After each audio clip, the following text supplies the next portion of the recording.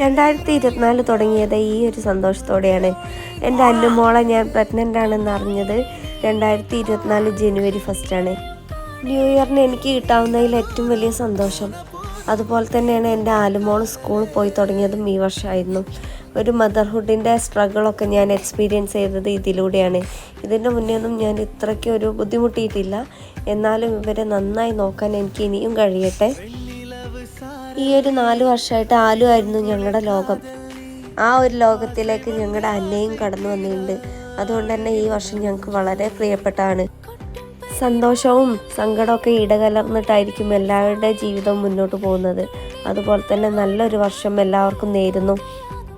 ഇതുപോലെ എന്നും എല്ലാവർക്കും സന്തോഷവും ഒരു ഹാപ്പിനെസ്സും എല്ലാം ഉണ്ടാവട്ടെ.